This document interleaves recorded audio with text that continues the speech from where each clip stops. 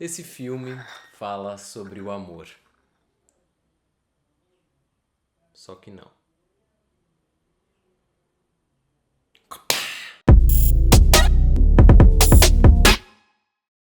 Saudações, bem-vindos ao Primeiro Plano, e no vídeo de hoje eu vou conversar um pouco com vocês sobre o novo longa do diretor Paul Thomas Anderson chamado Trama Fantasma.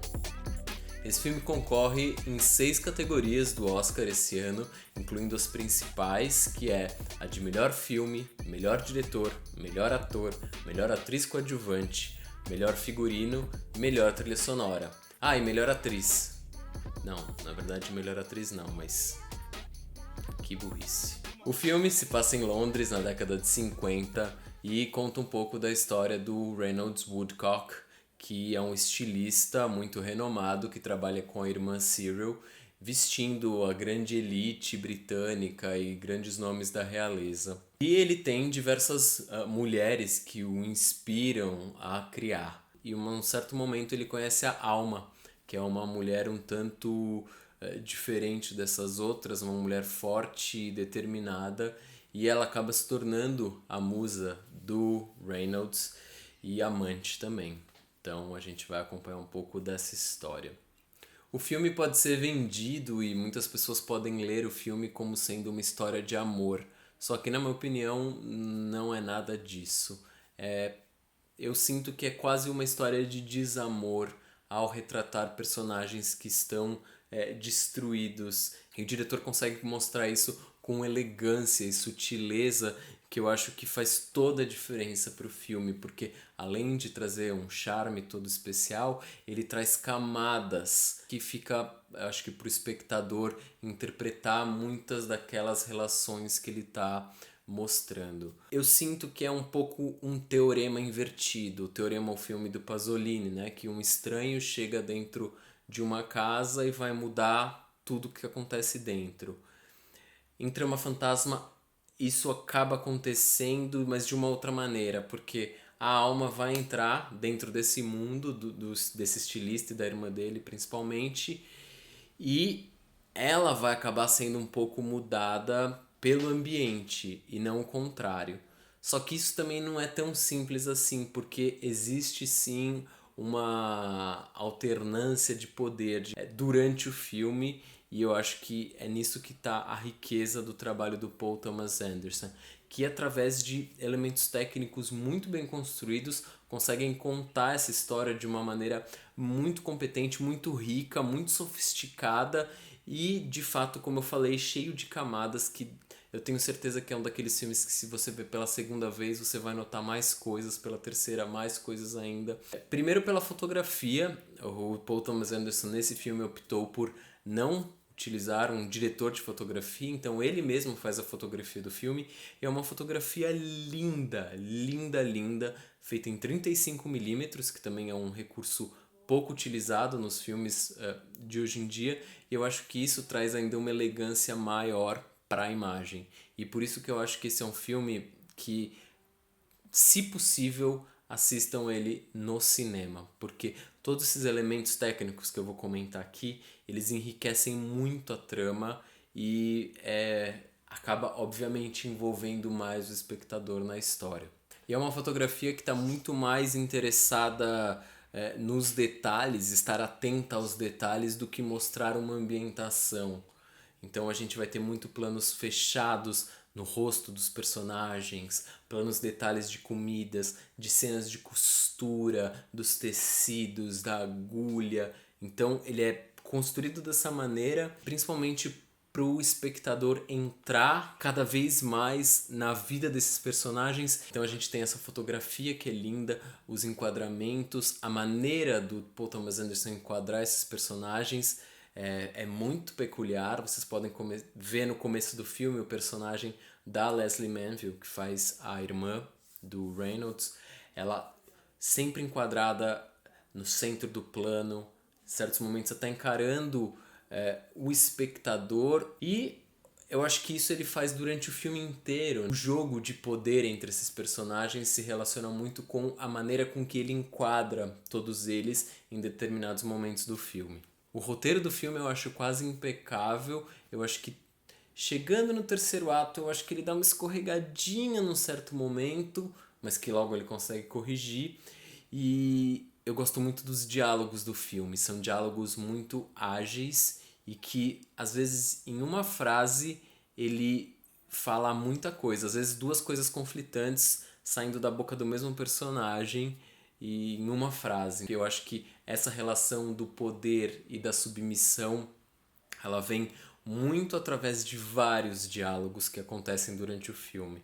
No, don't turn it on me. I don't want your cloud on my head. Shut up, Oh, Sarah. you can shut right up. O figurino não tenho nem o que falar, é maravilhoso. Enfim, o Reynolds faz o papel de um estilista de alta costura, então os figurinos são belíssimos, são todos tratados com muito cuidado, com muito esmero, com muita elegância. Tem cenas de costura que são lindíssimas e esses figurinos eles têm um papel muito importante dentro da história, que eu vou falar isso um pouco mais pra frente. E aí temos a trilha sonora do Jonny Greenwood, que é uma trilha também linda e que contribui muito mais para a elegância do filme. É uma trilha clássica que consegue amarrar e principalmente costurar as transições do filme de uma maneira belíssima. A trilha está muito presente no filme, além, obviamente, da trilha composta por ele. A gente tem algumas músicas mais clássicas, tem Debussy, Schubert e outras coisas.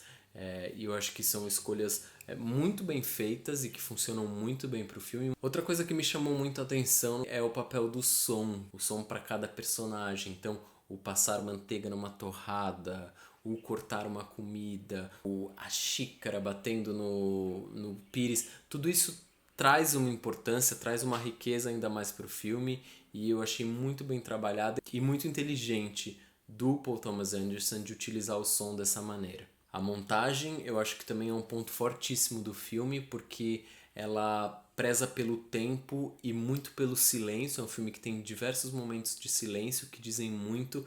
Eu acho que muito pelo roteiro e através da montagem a gente vai se envolvendo de uma maneira bastante profunda com toda essa história, e a gente consegue sentir na pele a própria sensação dos personagens. Então a gente consegue sentir a raiva, o constrangimento, a agressão, tudo isso através desses dois elementos que são trabalhados muito bem, o roteiro e a montagem. E temos o elenco, que eu acho que é impecável, principalmente esse trio principal.